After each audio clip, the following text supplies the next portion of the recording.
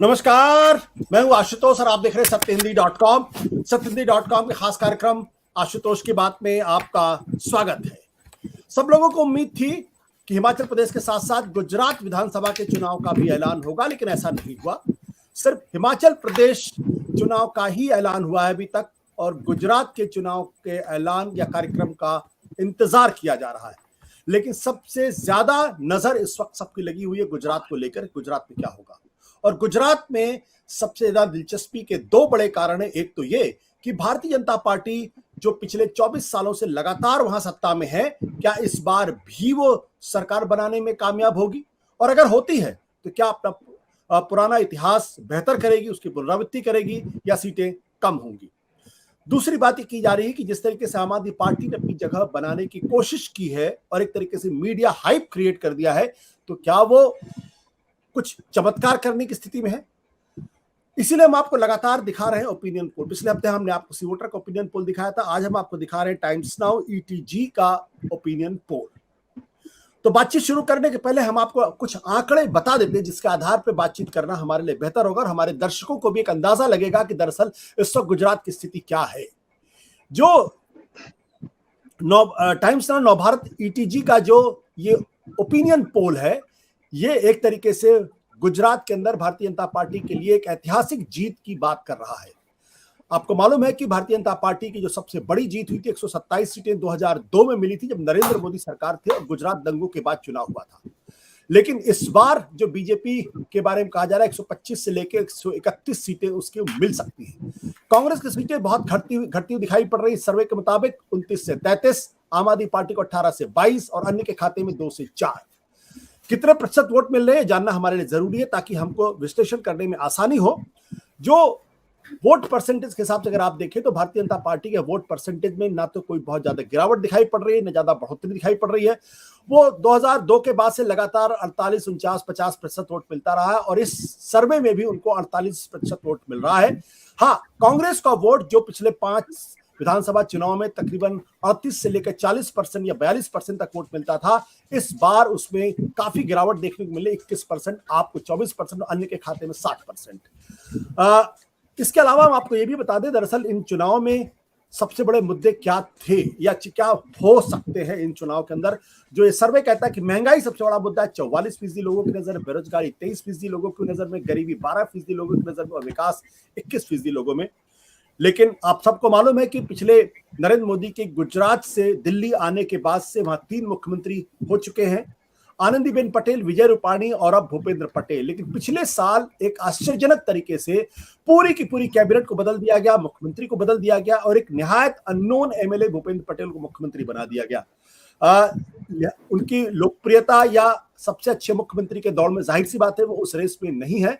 नरेंद्र मोदी को अभी भी 72% लोग कह रहे हैं कि सबसे अच्छे मुख्यमंत्री, आनंदी पटेल के खाते में 9%, विजय रूपाणी 7%, भूपेंद्र पटेल 11%। यह टाइम्स नाउ नवभारत और ईटीजी का ओपिनियन पोल है।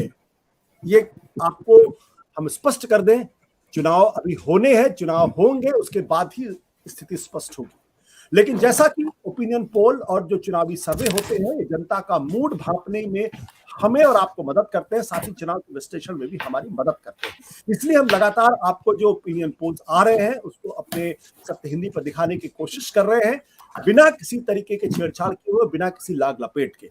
तो ये जो ओपिनियन पोल है, इस ओपिनियन पोल से आप कितने सहमत है, कितने असहमत है, ये आपका अपना फैसला होगा। लेकिन हमारे जो मेहमान हैं वो उनसे हम पूछेंगे, उनसे जानने की कोशिश करेंगे कि आपकी नजर में इस वक्त गुजरात चुनाव की स्थिति क्या है और जो आंकड़े आ रहे हैं ओपिनियन पोल के जरिए उस पर आपकी नजर क्या है। हमारे साथ इस वक्त कुछ खास मेहमान है, हमारे साथ इस वक्त मौजूद है शरद गुप्ता जी, दो जो इस वक्त नोएडा में मौजूद है, नोएडा में इस वक्त मौजूद हैं, लोकमत में वरिष्ठ संपादक के पद पर हैं। हमारे साथ दर्शन देसाई साहब हैं इस वक्त अहमदाबाद से, जो गुजरात की पत्रकारिता में बड़ा नाम है। साथ ही साथ हमारे साथ मौजूद है जिगर दोशी साहब, जो वरिष्ठ पत्रकार है वहां के, और हमारे साथ मौजूद है ईटीजी रिसर्च के हेड पीयूष तंवर। पीयूष, मैं आपके पास सबसे अंत में आऊंगा ताकि आप लोगों की बातों को सुनने के बाद आपको जो जवाब उचित लगे कहीं अगर आपको काउंटर करना है, कहीं अपने आर्गुमेंट को बेहतर करना है, तो वो आपके लिए ज्यादा बेहतर होगी। लेकिन सबसे पहले जिगर दोषी जी, ये जो आंकड़े बता रहे हैं कि इस वक्त भारतीय जनता पार्टी को इन सर्वे के मुताबिक अगर हम मध्य का निकालें तो 129 सीटें मिलती हुई दिखाई पड़ रही है, जो 2002 से भी बेहतर बता रहा है ये सर्वे। आप इससे सहमत है? आपको लगता है सही है?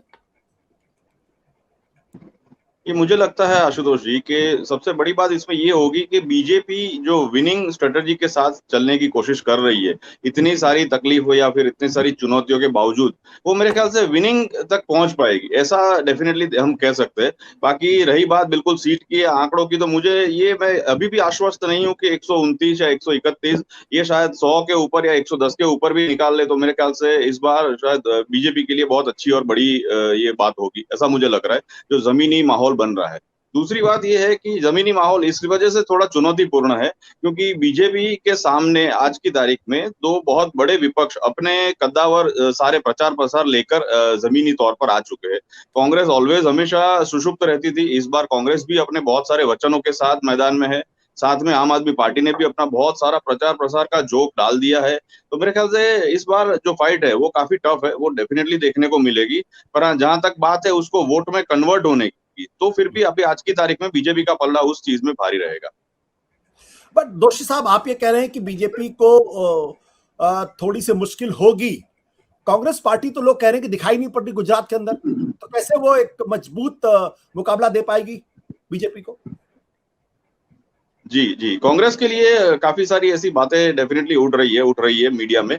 पर कांग्रेस की जहाँ तक बात है, मैं बिल्कुल धरातल की बात करूँगा क्योंकि मैं भी काफ़ी सारा ट्रैवलिंग करता हूँ, लोगों को मिलता हूँ। तो मैंने ये ज़रूर देखा है कि कांग्रेस के जो सेवा दल और दूसरी जो इकाइयाँ हैं, उनकी जो संस्थाएँ हैं, वो सारे लोग बहुत छोटे-छोटे गाँव में, कस्बों में, हर जगह अपने जो उनके 8 वचन दिए हैं, वो सारे पैम्फलेट्स, वो सारी चीज़ें बाँट कर लोगों का जनसंपर्क कर रहे हैं और वो अपने जो लोकल एमएलएज़ हैं, जो लास्ट टाइम चुन के आए थे, उन्हीं के जो गढ़ है, उनको मजबूत करने की कोशिश कर रहे हैं।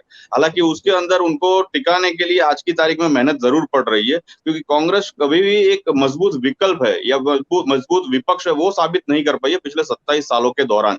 तो वही विश्वास उनको दिलाना है लोगों को कि आज की तारीख में हम अभी भी मजबूत हैं और हम काम कर सकते हैं, चाहे विपक्ष में हो या चाहे सत्ता में। और कांग्रेस बिल्कुल सुषुप्त तरीके से काम कर रही है, वो दिख रहा है। उसके बहुत सारे ऐसे नेता हैं, जो अपने ही क्षेत्रों में अभी आज की तारीख में काम करने में जुटे हुए हैं। सत्य हिंदी का ऐप डाउनलोड करें गूगल प्ले स्टोर पर।